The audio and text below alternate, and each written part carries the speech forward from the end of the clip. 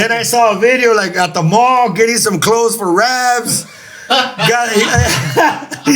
got him some fresh shoes right now. Man, it's funny because you remember that? Okay, I get out, whatever, right? And I go meet up with the little squad. Yeah. Y pues me traen, J's y todo. Yeah. Pero they bring me some big ass pants, big ass Levi's, triple X shirts. I'm like, I don't wear no shit like that. Yeah. I don't dress like that.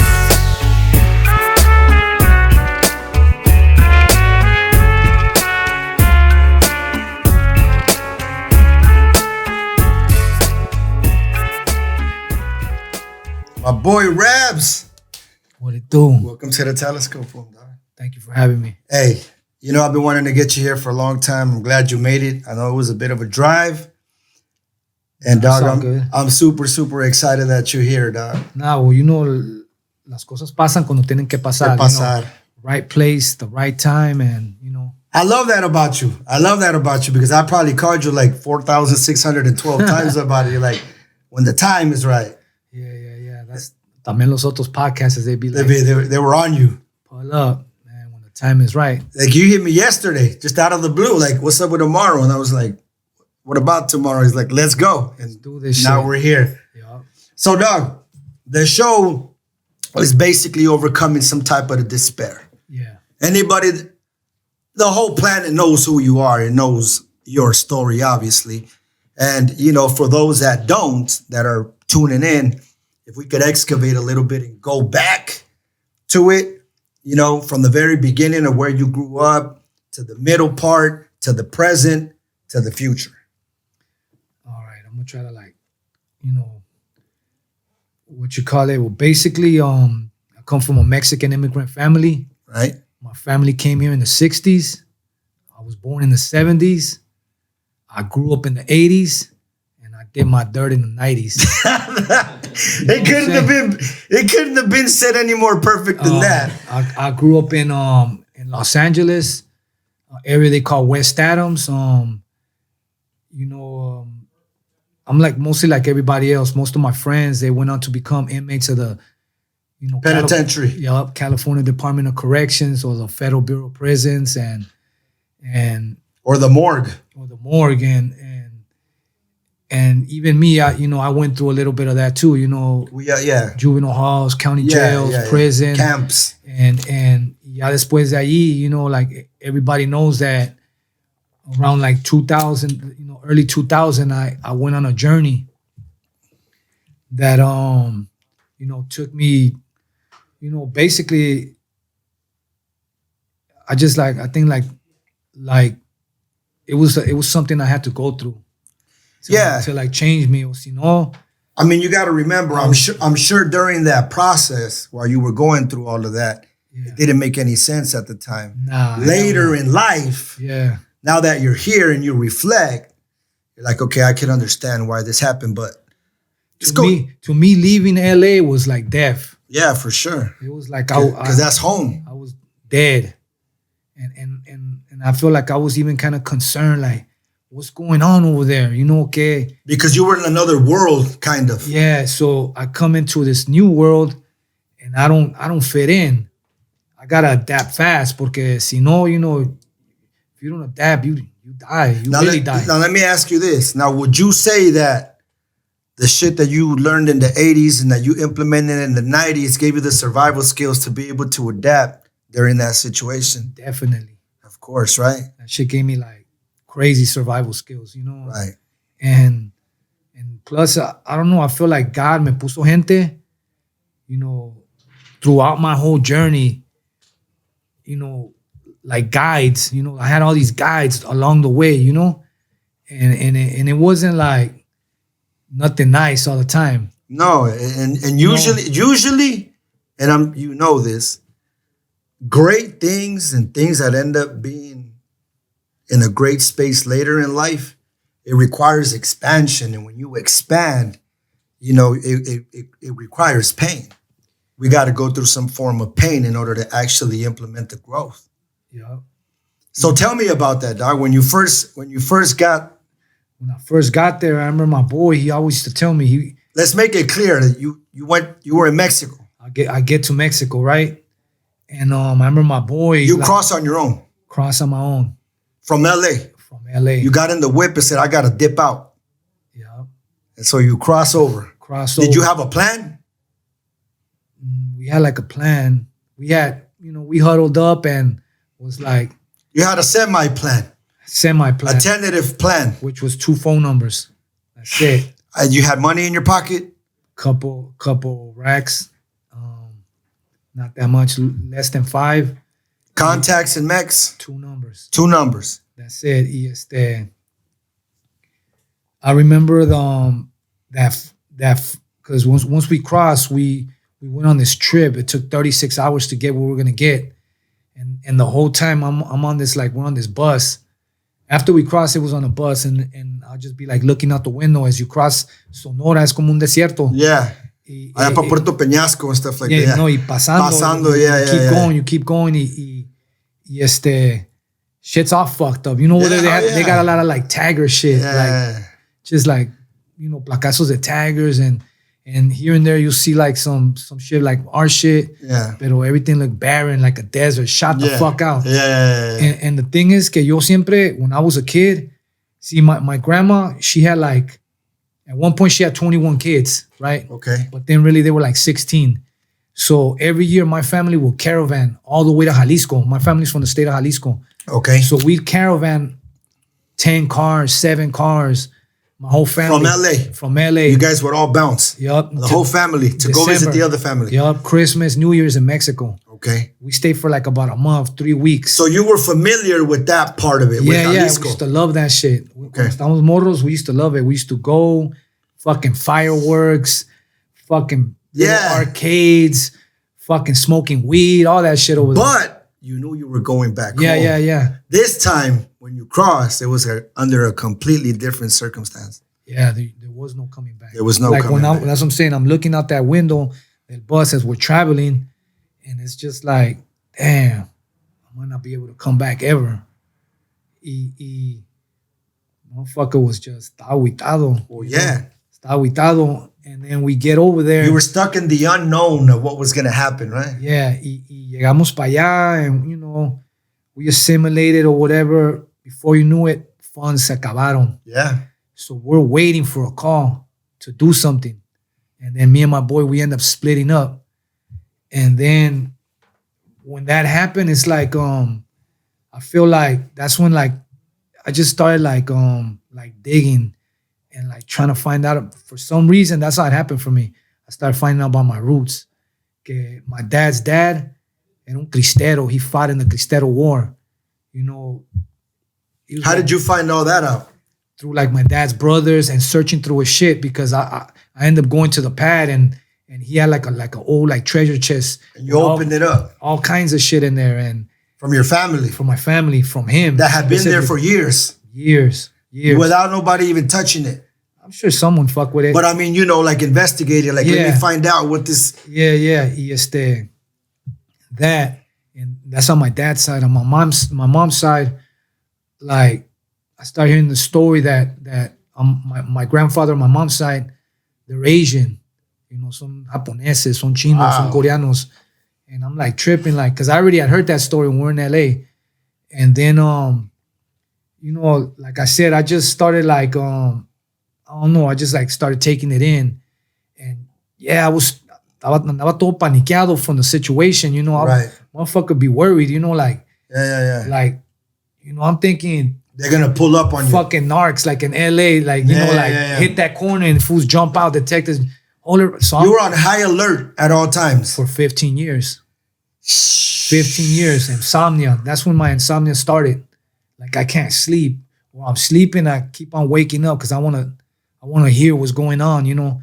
My surroundings, and if I hear noise, because allá you hear all these allá pinches camiones y trocas. Yeah. You hear shit closing and opening and llegan las not only that, but I mean, even we make stories in our mind when we're out. Like, this person doesn't look like he belongs here. Yeah. Like, am I being set up right now? Yeah. Like, are they watching me? You know what I'm saying? And over here I'm driving. Over there, I'm walking. Even worse. I'm walking through like streets, and it's like Did you ever get pulled over by the Not really, not ever. Nah, they didn't fuck with you? Nah, I did all my due diligence and got all my shit in order. Right. That way, I you didn't have any problems. Plus, like right away, I got rid of my look. Okay. Let my shit grow out and whole new like wardrobe y todo, and right. And right away, like, porque they could tell allá by the way you speak. Yeah, we talk Spanish our whole lives, pero vas para allá. It's a whole different, yeah. Just by the way you speak, van a decir, este güey es un pinche deportado, yeah. o este güey es un fugitivo. Yeah. Yeah. You're a pocho if you're there for a few weeks. Yeah. But after them few weeks, it's like, hey, this fool's still right here. So it's either está deportado o este güey trae pedos. Wanted. Yeah, trae pedos en el otro lado. Y that's how I started. You started moving from place to place. Sort of, not really yet. You stayed in one place for a good minute. For a minute, for less than a year. Okay. Did you adapt? Yeah, hell yeah. I started liking it. Okay. I'm over here starting to eat like real Mexican food. Like, would you go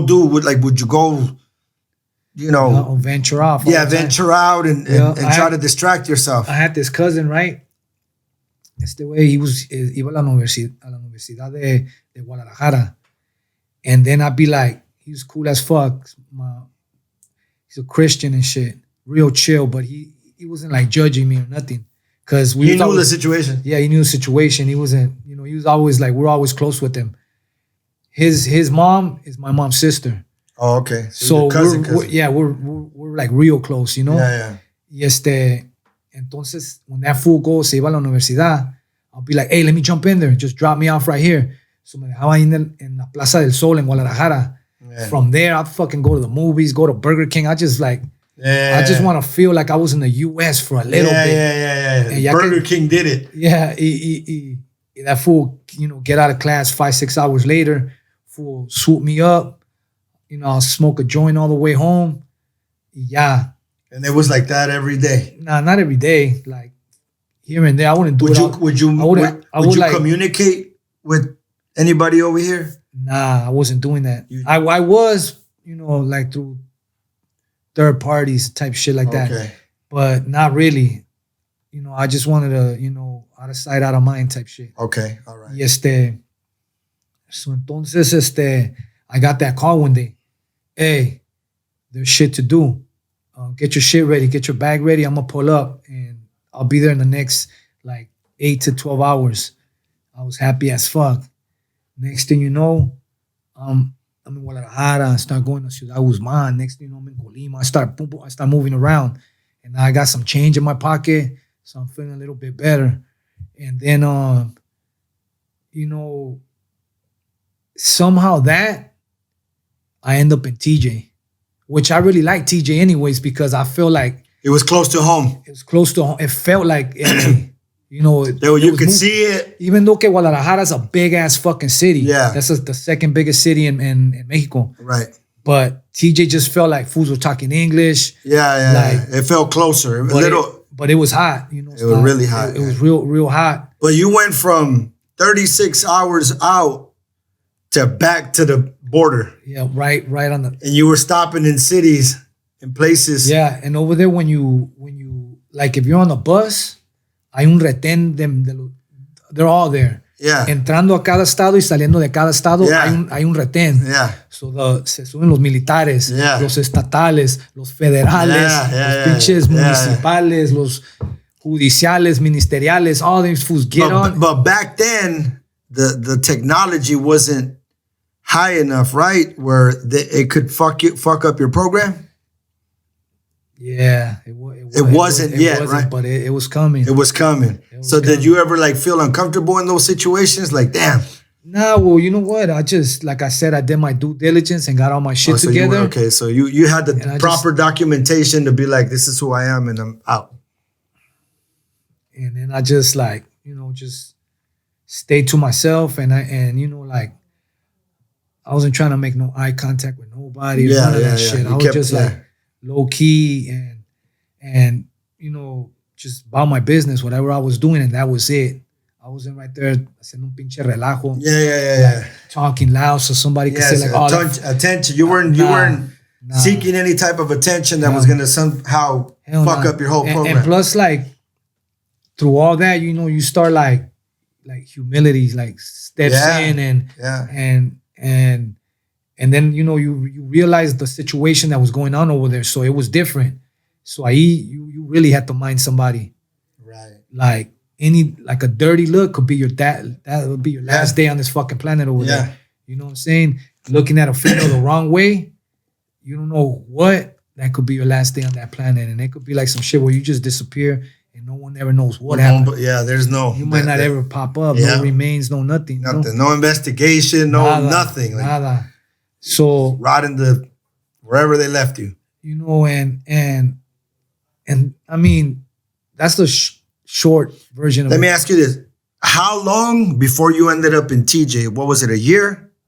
I'm saying maybe like a year and a half. So the remainder of your time. Now I was back and forth. Oh, so you were back and forth. And I was moving around from different places. Oh, okay. So you were never in one place for too long. I mean, that was home base, but I would just like, you know, like you kind of get comfortable, but then, you know, when, you know, se calienta esa madre, then you know, like you know, you listen to your fucking instincts and shit. Yeah. And you're gonna you gotta like really listen to them. You know, something's not right. What would you say is one of the things that happened through that journey that you would say internally transformed you, like in a whole different level that you still carry right now? I think because you talked about humility, you know. Yeah, I think like I met a lot of people that like I said, they helped me with that, you know. Right. And but I think like the biggest thing was probably I had a daughter while I was over there, you know. Okay. She was born over there. Nah, she was born over here. She was born over here. And then after she went back over there. So when you left. Nah. Oh, okay. She was conceived over there, but she was born over here. Yeah. Okay, got it. So entonces, you know, she was born, and then it was kind of like a breakup between the mother, her mother, and me, and you know, I was just in a better position. So basically, se quedó conmigo. So you raised her. The mom came in there, but I raised her. You know, the majority of the time she was with you. Yeah, she was with me. You know, so.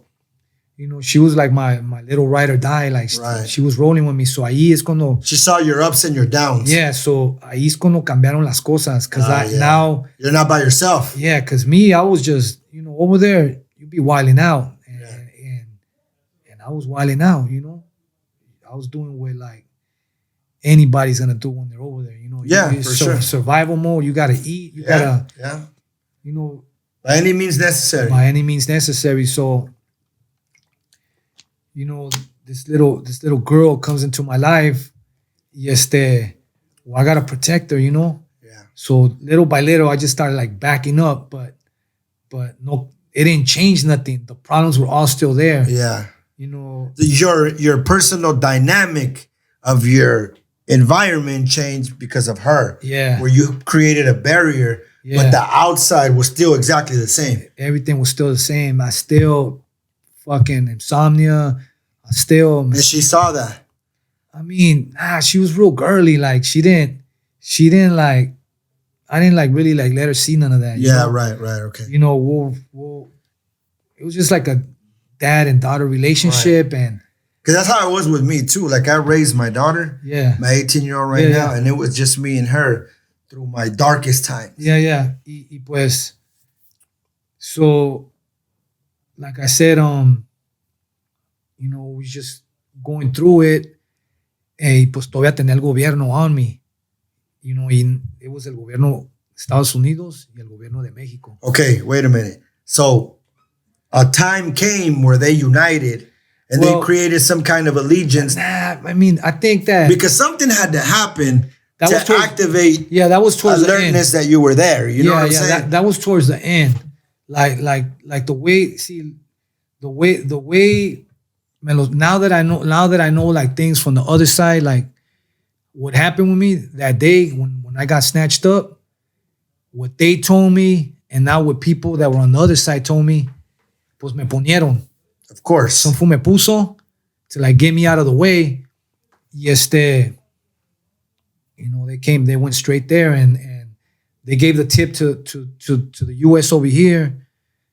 Y luego the Mexican government, okay, tráiganmelo. And then they came and picked me up. Who swooped you up, though? El grupo Enlace. Also the military from Mexico? Nah. It was there's a state police, los estatales, but they got a fugitive task force called Enlace, and they're with the U.S. Oh, so they swooped you up. Yeah, they snatched me up. I was right there. I was at the pad one day. That picture went viral. Yeah. That picture was everywhere. Like when it happened, it was like all over. Everybody was talking about it. Crazy. It was weird because it was almost like, okay, cuando me agarraron, like I said on my podcast, I thought it was my enemies and I was about to die. You thought they were coming to... Yeah, well, the way they get you is like a fucking straight kidnapping. They try to hit me with the truck, snatch you up, wrap you up, cuff you to the bottom of the truck. It's like... Some more crazy shit. Y pues así te levantan allá. The cops snatch you up over there and turn you over to the people. Yeah. So that same dude is crazy because it's crazy how all this shit connects. The same dude que me puso, me había puesto con otra persona. Did you know that? At that time? I did. That's why I thought that because in those weeks, like in 2 weeks before that, 3 weeks, one day I came home, but I didn't go straight home. I went across the street. To scope out. Yeah, I'll do that all the time. Estaba una troca parqueada arriba una troca parqueada right in front of my pad. Y I knew who that dude was. So it's like some dangerous shit for me, So I was like, I thought it was him when I seen him, Then but he was like literally in front of your house. Literally. Like parked. And then I tell this dude, because I had spies and shit like that, que me decían todo, que they were like, right. Y, hey, ¿cuánto tiempo tiene ahí ese vato parqueado? Tiene como unas 3-4 horas. And he's just by himself. Just sitting in that truck, waiting. Y como I had different vehicles, they were probably waiting for one vehicle and I was in the other one. Yeah. And I don't go in there, I go in across the street. Okay. So entonces, that's what I'm saying. So when they snatched me up, yo pensé que, I'm like, shit, it's ese way, it's people. Oh, okay. Y entonces, pues, where was your daughter? She was at school. When you got snatched up? She was at school. So, ya que I knew it was the government, whatever. They let me make a call. I call her. I called the principal at school. Me la pasan. Y ya le digo, y pues empieza a gritar y a llorar, Did she know more or less? Towards the end, ya sabía. Because, pues, like, I had her, like, pues, la tenía real trained, like, in case we get stopped, you're going to say this. You're going to say that. And she knew she protected me in a lot of ways, because esa madre, it kind of like, they weren't looking at me. They just, that's just a dude with his daughter. Yeah. So that, like, kind of took the... Yeah. And we were always together, we weren't in no shady places or nothing like that. Yeah. But we'll go on vacations and we'll do all kinds of shit, Fucking go hiking, like just what anybody does with their kids, Yeah. Let's go to the beach, let's go do this, let's go do that. We'll take you to the arcades, let's go watch movies. Yeah. Fucking Marvel movies and all that bullshit. So yeah, they snatched me up. Y ya, and then ya cuando me llevaron ahí a su headquarters, que estaba ahí por Zona Rio, I think they moved, they're not there no more. They take me to their headquarters right there, and it was kind of like a sign of relief, like in a sense. I don't know, I was just like... Well, you were running for 15 years. Yeah, so, but then after that, te llevan allá a la línea, where you walk this long walk, where you're like, shackled. Yeah, you're shackled up with the waist chains and all that shit. Y ya, a few hours later, llegó LAPD, the task force, fugitive task force. Ya me llevaron to the police station right there in South Central, right there by the homie's pad. Fucking 77th. In South Central. Yeah, right there, 77th Division. How to survive in South Central. Y ya allí. Hey, wait a minute, but tell me about the drive there. Well, these fools were talking shit to you. Nah. Everything was quiet. Okay. What was going on in your mind? Okay, llegaron en unas little like minivans. Yeah. Right? The transport. Yeah, but like regular ones, like like they didn't say police on them or nothing. Okay, it was just like a little and it was just you. Windstar or whatever. Yeah. Y adentro está la van, right? So they just have one seat and one seat in the back and the two in the front. Like it's all cleared out. Yeah. They have that one seat, so you're like cuffed to the seat like this, and the dude's in the back. So it's like when you're on a prison bus. Yeah. Dude's like strapped up in the back, and I mean they were cordial. You know, the dude was like right when they were gonna put me on the van, he was like, "Hey, I just seen your new video, Stay Gangsterific. That shit's cool. I had just dropped it. It had been out like 2 or 3 weeks." So you like when you were over there, you were still doing music. I was doing music. You found a studio. All you that were getting shit. beats. Everything. You were in there and you were releasing it. And you did that the whole time you were there. I mean, at first, no. But then But when once, you got in your groove. once I got in my groove, I just felt like I had to document everything. Yeah, for sure. The document. So like I told the homies at the Harlock show that I found my voice as a fugitive. Right. I did albums before I went, which like the Shady, City of Angels, Fallen Angels. I did those albums, right? But the ones that came after, that's when I went stupid with it. I went crazy with it. And it solidified you as you because you were in a very compromising situation that made you dig. And you know, I just was like, you know, I just it's a part of you, yeah, but it's a part of you, you know, like I like all the shit I was surrounded by, todo lo que estaba rodeado. You had content. Like you had crazy content every single day. Every day. Yes, there. And on top of that is like I started reading. I became like an avid reader.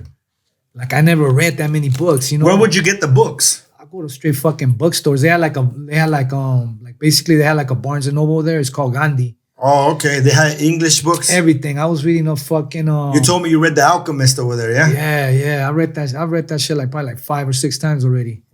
Right. Like a book that I read that I always remember that I'm like, that's me. Fue Alexander Dumas, the Count of Monte Cristo.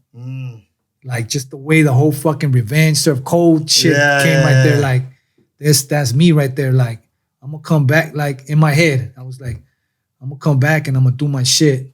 Even though there was no plan, like there was lost hope at that time. I mean, man, la neta, the whole time I was like hit up lawyers over here, right?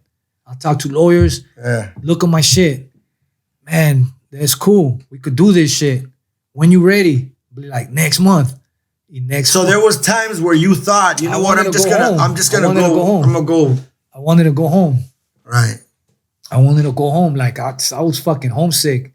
But then after a while, well, it was back and forth because I got comfortable over there, you know? Yeah, and you had your daughter too. That was another loss you were gonna have to take. Yeah, so I like taking her to school and for sure. You know that dad picking shit, her up, and you know, and it's crazy because she's waiting for you.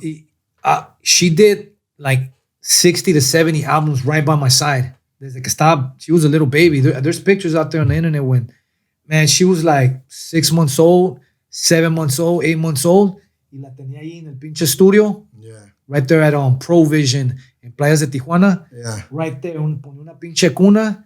She would just be in there with her toys. And I'd be doing my shit. Even them fools at the studio me la cuidaban a veces, like hug her, carry her for me, whatever. Well, I did my shit and we just moved around like that and you know, a lot of those times we were writing dirty, but like I had to, you know. It was like you said, it was survival. It was survival. You didn't know, even though I'm being safe environments, but then when you leave, anything could happen. And, And you know, and fools didn't like me over there, you know. Like there was situations over there that brought enemies to the table, and I mean, you got to remember though, but you were already one strike in because anybody could turn on you in any second, knowing your situation. Yeah. So I wouldn't fuck with a lot of people. You know, I wouldn't tell people like there was some fools that I fuck with, you know, but not really. You know, I just like kind of stayed to myself, and then I had a studio in my house también, that like a portable one, you know, like you know, MacBook, fucking little inbox. You knew what whatever you had to do to get it con done. esa madre was enough, you know? Yeah. That's why like I always trip out like fools they can't get shit done. Like you're proof that you can find a way. Yeah, like you just I don't know. I remember when I was in Mex too, the first thing I did is I found a studio. I recorded an album. You know, I sent vocals. It got mixed. Like you had to find a way. Yeah. I mean, honestly, it was kind of easy. I mean, but you got to remember, dog, like we were saying, like that's part of our resilience when we were growing up. You know, a lot of people are not resilient. A lot of people don't know. They don't have and any. You know, like the whole time that I was there was a lot of fugitives that I got to meet or got to see. And a lot of fools, they wouldn't last. They couldn't hang. Yeah. Fools could not hang. Yeah, they couldn't adapt. Fools wanted to be a fugitive all fucking bald. Yeah. Like thinking they're gonna like go on, you know, not perceived by you know the authorities. You know, you gotta like those are mentally obese people, bro. Yeah. You know, I seen that shit too. You know, I seen how careless people can be in a very compromising situation, dog, where they're zombies getting attention for themselves. Red flags everywhere. Come get me. Without even understanding it. No, estando ya, like, I'm telling you, I was reading a lot, you know? And somehow that led to, like, meditation. That led to, like, fucking, like, the martial arts. That led to just... discipline in other ways. Yeah, yeah. But you see, I think what was able to work for you, because I see this in you now, like, even me in my journey and my, you know, growth, we can read all we want, but if we're not able to retain it, we can't implement it. And if we can't implement it, we can't experience it.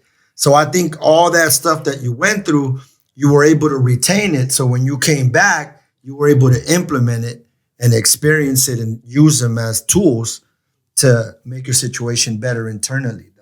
Because you got to remember, dog, like that's what destroys people when they don't know what to do internally. Yeah, yeah.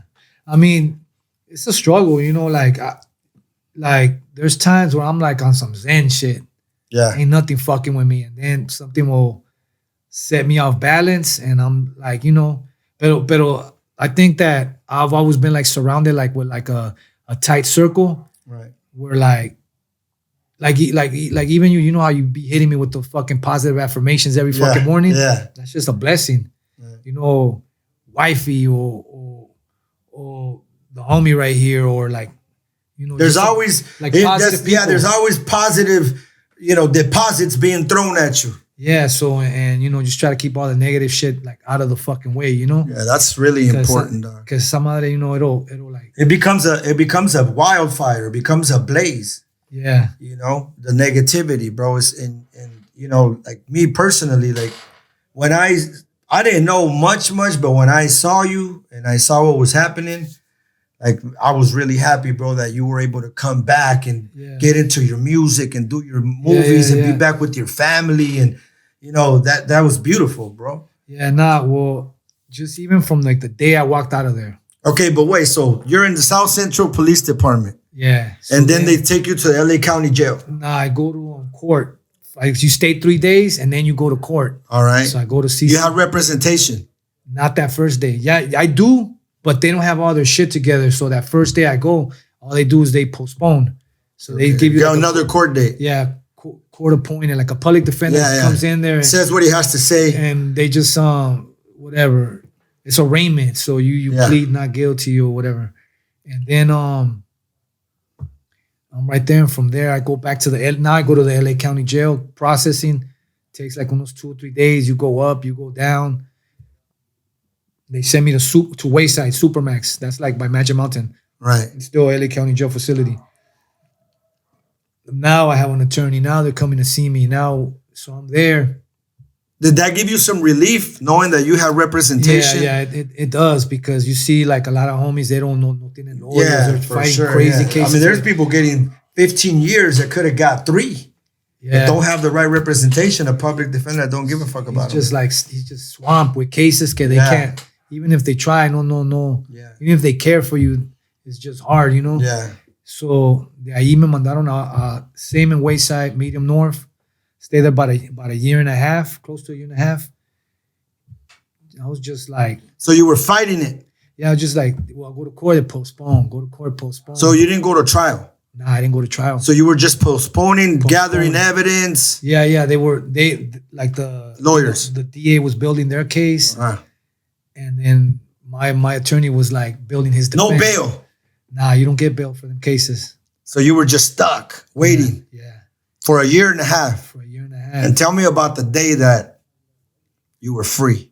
Shit was cool. It was. Did you chilly like did you expect it? Like, did you know that it was coming? Did you have hope, or it was just like? I knew it was close because at one point, digo que after all that, llegó mi attorney un día and he tells me, "I got some good news and some bad news," and I'm like, "All right, tell me the bad news." He goes, "The bad news is they just offer you 3 years," and I'm like, "Man, I'll take that shit," you know. Nah. I could get you something better. And I'm like, nah, I'm not. I don't even want to like. I'm tired. Like, fuck this. Yeah. Yeah. I'm, like I don't even want to play with it. Like that's good enough. Nah. Entonces, I had a court date coming up. I don't know from there. I think that was like 3 months before I went home, honestly. Pero de ahí, I started writing because I didn't write nothing while I was busted. I was just reading. Oh, okay. I was just reading, like all the fans. Shout out to all the fans, la neta. They had for sending me books, and man, I had the craziest fucking library in there. Whoever was running your social media was looking out for you, dog. Yeah. They were like they were on point. Hey, Rabs this, Rabs that. Yeah. Rabs this. I got a fucking message one day. Hey, I'm gonna send you a beat, Rap. I'm like, what? Like, really? Like, yeah, send it. From where? From when I was in there? Yeah, when you were in jail. Somebody sent me a DM on my Instagram, like, hey, dog, I'm sending you a beat. This is from Rabs. Oh, shit. I'm like, all right, send it. Yeah, nah, that's cool. That was a homie then. Fuck yeah, shout out to my brother Jay. Fucking, yeah. No. Then I saw a video, like, at the mall, getting some clothes for Rabs. We got him some fresh shoes right now. Man, it's funny because you remember that? Okay, I get out, whatever, right? And I go meet up with the little squad. Yeah. Y pues me traen, J's y todo. Yeah. Pero they bring me some big ass pants, big ass Levi's, triple X shirts. I'm like, I don't wear no shit like that. Yeah. I don't dress like that. Yeah. I wouldn't even. Yeah, they're trying to get you back into. Yeah. I don't even feel right looking like that. Yeah. Because people didn't know that I've been looking different for a lot of years, Right. I look different, but it's almost, motherfucker's gonna be what he's gonna be. Yeah, for sure. We come from where we come from. Yeah. Even though we transcend into a new person, todos modos, no cambia nada. Yeah, for sure. Y that's it. But what about when you walked out? I walked out and it was chilly, like how it is tonight. It was kind of cold. So I had a paper jumpsuit, like a black paper jumpsuit. They didn't say, here you go. Nah, because they released me from court. Oh, okay. And when you come in, did they let you go get you're like, fuck all that shit. Nah, I went the next day. Oh, when you were free already? Yeah, the next day. Yeah, that night, whatever. I went home. I went to see the family, little barbecue. Took off with my girl. Next day, because I had to go see probation the next day. Oh, okay. So, but I didn't have an identity. Like, I didn't have nothing.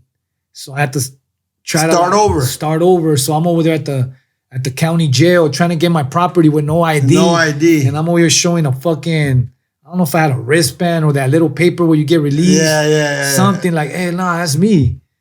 And the last 4. Yeah, pasó todo eso. And that's when I met them fools at the restaurant where, it was a blessing que me dieron esa madre. There was a homie right there that passed away already, Coco, que I don't know what he gave me because everybody gave me a bunch of shit, but that was love. And then, I kind of took like a week off. Next thing you know, I'm in the studio. So but that week, were you like processing? Like, I was just in TJ. I was just in handcuffs. I was trying to get a phone. I needed a phone. So I get a phone that day. Like, I got a phone. But what did you want a phone for? look, I've been working with Prime, my boy right here, right? Yeah. For like 15 years, but I never, no lo You didn't know, conocía you al didn't güey. know, so you called them. I didn't, put it this way, everybody out there, I've been fucking with fools in one way or another, but I didn't know nobody. Right. There's fools that I do know from way back, pero la mayoría that I was fucking with, You didn't know them. I didn't know them. I bet you there was a lot of fools out there that never thought they were going to see the day where you're going to walk out of there and come back. Fools were talking shit. I heard all kinds of fools was like, Yeah. nah, it's the way he washed up or this or that. Fuck that fool, whatever. I remember when I saw the video, the first video you did, I was like, dope. Which one? Well, you're in a warehouse and you're wearing a a ski mask. Yeah. And that was the first one, right? Yeah, it's crazy because look, shout out to the homie Speedy that shot that video. Trip on how we shot that video. You did that shit in 2 hours. Nah. It took all day, but we shot that shit with a fucking drone, handheld. So it's a way. Wow. That fool, he held that shit with his hand and did all this shit. That's crazy. Followed me around and shout out to the homie from Colonia Chica's enemy, most wanted familia, because they hooked up. That was their people's that garage with all the cars, the cars and the all that. location. Like he hooked that shit up. How did you feel being back in that element? That shit felt good right there. Yeah, but how did you feel with all these people that knew who you were and like they were finally around you? Like, did you feel comfortable? Were you like iffy? Now I was to me it was work. I was working. You know, I went to do. I know there was a time, a good 2-3 months, where everybody on the planet wanted to get a picture with you when you first got out. Yeah. I mean, pull up. He would announce his videos, right? Yeah. I'm on third and whatever. Come on through.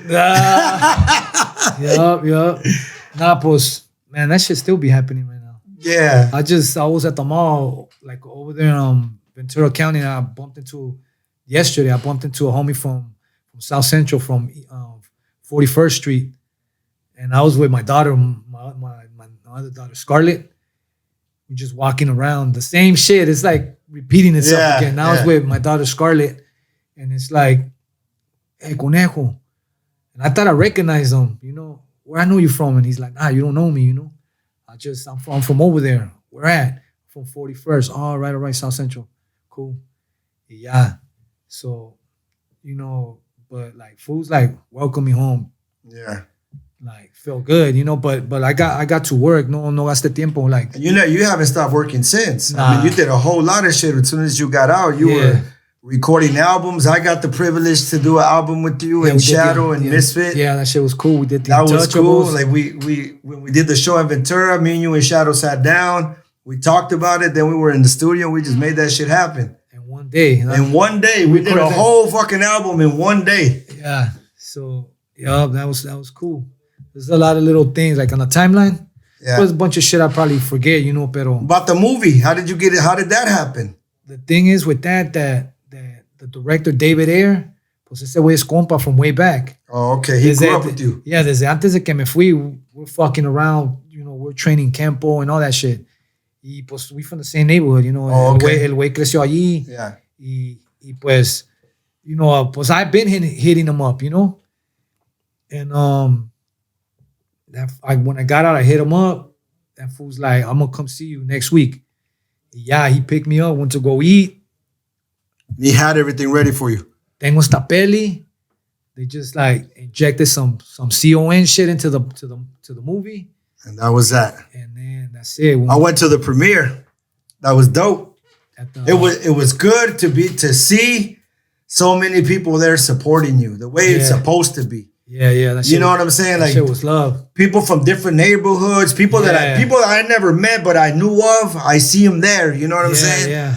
I saw everybody from Kool-Aid to this fucking actor to this rapper to this tattoo guy to this clothes designer. Yeah, that was love. And it was dope to see everybody together and everybody saying what's up to everybody, you know? Yeah, hell yeah. That was cool because I remember I went to the bathroom, right?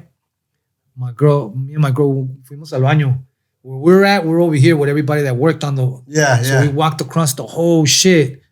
So it's like you're walking in between all your fans. So it's damn, trying to take a piss. Yeah. But that had to be rewarding for you, though, bro, you know? Y luego I'm coming out the bathroom, you know, I'm waiting for my girl about to leave, and I run into my homegirl that I haven't seen like in So it was probably like 17 years, 16, 17 years, you know?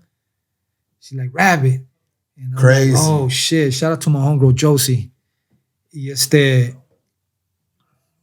like I said, I just been like going, and little by little I'm meeting more people, like new hookups and new connections and networking with like people that you know is doing positive things for themselves, you know? Yeah. I mean to see you go from that situation to this situation, and every time I talk to you, you have other things going on. You got your yearly show that you do that is sold out every time. Yeah. I got a chance to be a part of that. I saw Prime fell down last time. Remember Prime? Yeah. Oh wow. Yeah, while he was filming. Oh shit. But it's super dope that it sells out every time, that your fans show up. Yeah. Again, the same situation. You see different rappers, you see actors, you see tattoo artists. Yeah. You know, everybody come together to see you. You know what I'm saying? So I think that you've been able to brand that out. You know what I'm saying? Not only as a hip hop artist, but you know, as a good leader, bro, and you're a good representation for the culture. It's crazy because the homies that booked me to do that show, the homies from the Underground Hip Hop Blog. Shout out to the homies right there. Yeah, shout out to Underground Hip Hop Blog. When we did that first one, I didn't want to do it. I was just like I never headline no show ever, especially in LA. Like all the shows that I did, I'm fucking rapping at fucking 4 or 5 o'clock in the tarde to a fucking small little crowd. Or if it's LA, it's like it was like all the LA shows that they were like underground type. Yeah, you know, rowdy. Like hip hop shit. And it's just fucking, you know, like the venues are not the like best. This was an actual venue with a green room and sound and lighting and, you know what I'm saying, professional shit. Y me acuerdo que they were like, when they were telling me, I remember I was with Shia. I was with Bobby Soto. We were with Dave too. We were right there. And they were like, I was talking with them, you know? And I remember Shia's like, man, do that shit. Do that shit, man. You're going to be squatted up. Like, LA's going to show out for you. And that fool convinced me, you know? And I was like, then I told Vic, fuck it, let's do it. And it was only like, man, that shit was probably like 30 days or like 3 weeks. Like 2 months. Or 2 months, yeah. It was like not that far from it. Like, I was just like, nah, I ain't trying to do that. Yeah. You know? And that shit was popping. Well, what happened was I went to Atlanta and did my first show. We had Atlanta. And then some grimy shit. Shout out to the homies from Firmeza. Oh, you told me. We went to fucking Atlanta. And, you told me about that. But you know, once you perform, that shit yeah, the adrenaline. That shit's like a drug. Yeah, it's like a drug. Yeah, that's that fucking like you need more of that shit. Yeah, give me some more. Yeah. And you know, and I remember I did a song over there in Atlanta. Like of all like my set, I did this one song. When I die, I want to die in my barrio. And I remember knew every word. They were just singing that shit with me, and they were zoned out because in Atlanta, them fools were drinking that shit, smoking it. It was like we went into another dimension, right? And the way they were just floating with me, it was like we were in the sea. That's because, bro, but remember, dog, these are people that connect with you in that way. Yeah. Dog, you're one of the rare Mexican artists that has that can go to different areas, of the country and have people that you've never met before, even way younger, that don't know every word to the song. Like, to me, like when I've experienced that shit is rewarding as fuck. Yeah.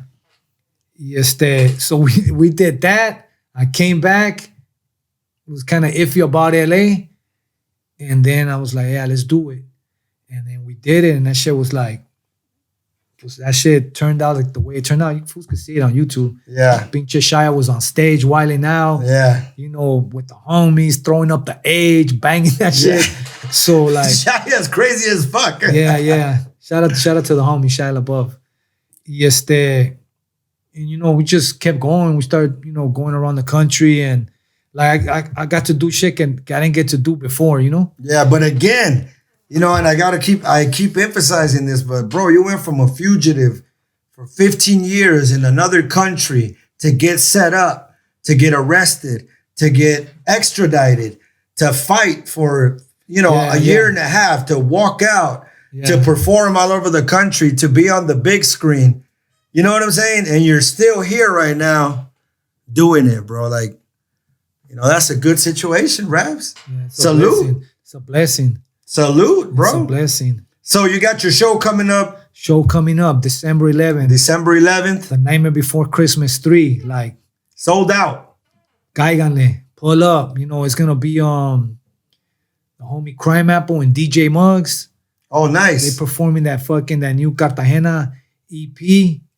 But, you know, it's a Nightmare Before Christmas 3. Fools already know que esa madre is going to be. I'll be there. I'm gonna pull up. I'm gonna come support you. Y you know, and then from there, next year, primeramente Dios, everything works out well and we could just start like hitting the whole everything. Like we tried to do that when everything got fucked up, you know. So, and then you know, and at the same time, you know, just working on a new project. De hecho, I've had a crazy day today.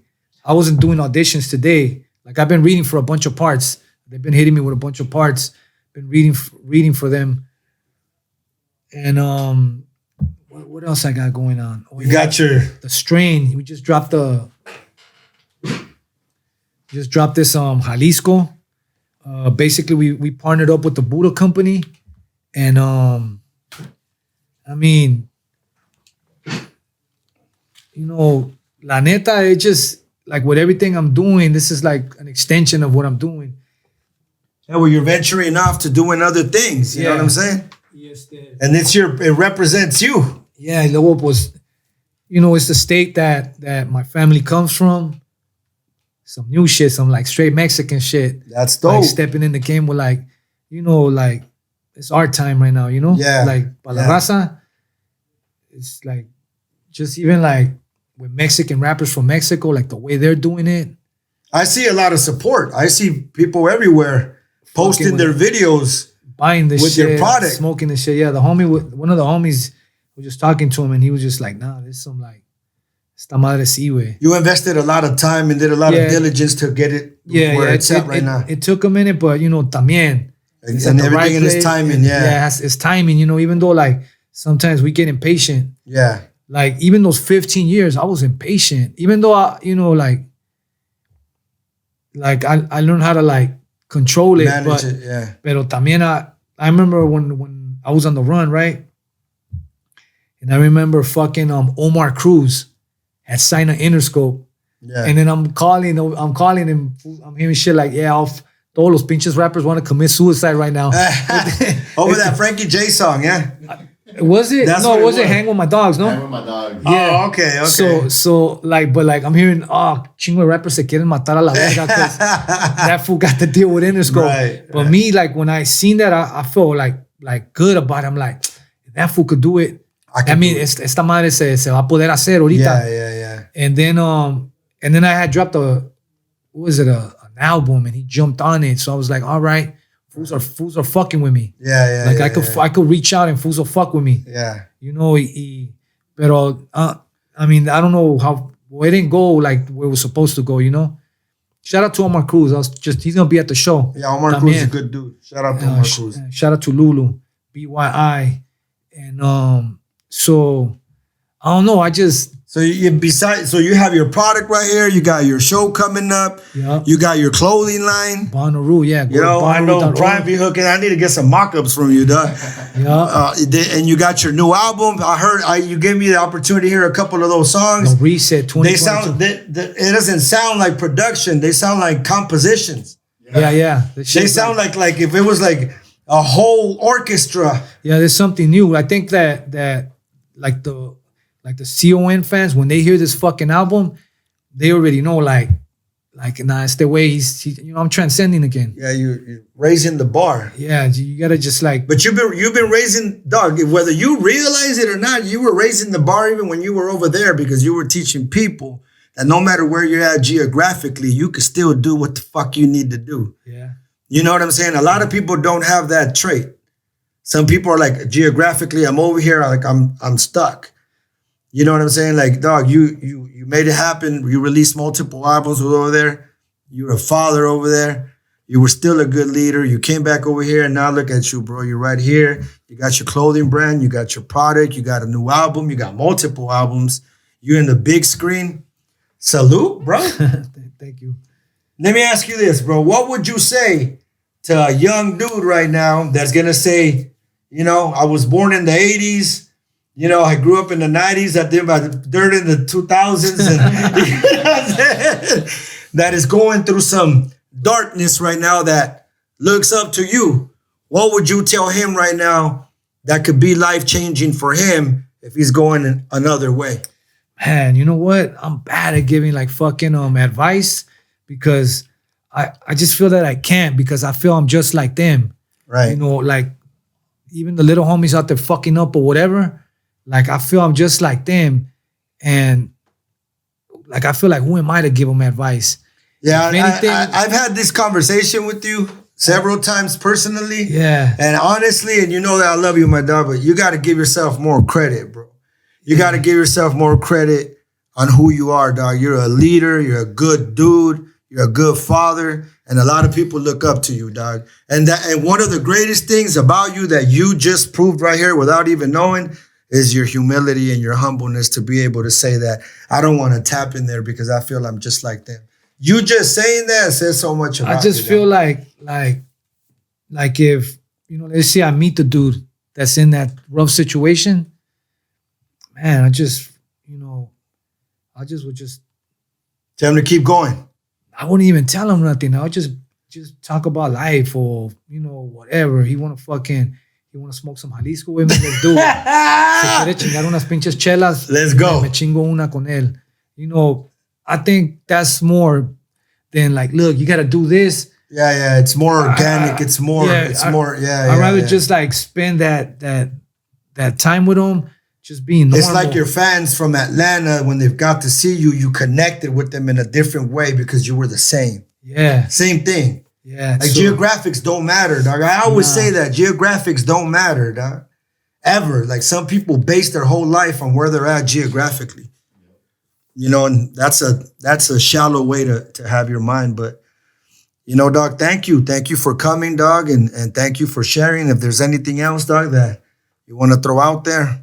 Nah, that's about it. Just I got my podcast, Inside a Sinister Mind, season 4 coming. I've heard that too. That shit is produced dope. You got some dope ass sound effects in there and fucking sirens, people getting shot. It fucking sounds dope as fuck. Look, season 4, like the quick preview. Esa madre empieza when that same dude que me puso, that same dude that put that other dude on me was a same dude trying to get me kidnapped and smoked. Damn. That's what season 4 is gonna be about. All right. So when is that premiere? It's coming. I'd rather, you know, because I got everything. No quiero que se amontone todo. And one might overshadow the other one. Right. Where can they find this product? Right now, you could go to the Buddha Company in downtown LA. They got two facilities, but in a little bit, that shit's about to be all Southern California. All right. We just talked to the homie from Burner. Just reached out. They're gonna carry it. Oh. Si you know, fuck with that Jalisco. Next month we got that Conejo OG, another strain dropping. Straight OG. Esta madre right here is un exotic. So, you know, it's like a hybrid, indica dominant, gelato, fucking the genetics, esta madre pinche bloodline. Yeah. And that's it. Just the show. I want everybody out there. Pull up December 11th. December 11th. Pull up with your fucking Vax card. Yeah. You know, hey, la neta, I don't know how you're gonna do it. Yeah, but that's important. You gotta throw that shit out there, bro, and let everybody know that they gotta have their fucking vaccination, test, whatever. Yeah, esa madre, you know, do what you gotta do. Do what you gotta do. And pull up. We family. And that's about it. Shout out to everybody out there watching this right now. Much love. Hey, dog, I want to thank you, my broski, for finally making it out, dog. You know, I appreciate you, dog. Major respect for you, dog. I've gotten to know you as a person. I've gotten to know you as an artist, dog, and as a leader, and salute and respect. You know, it's all love always, bro. Hell yeah. Thank you, my bro. Much love. All right.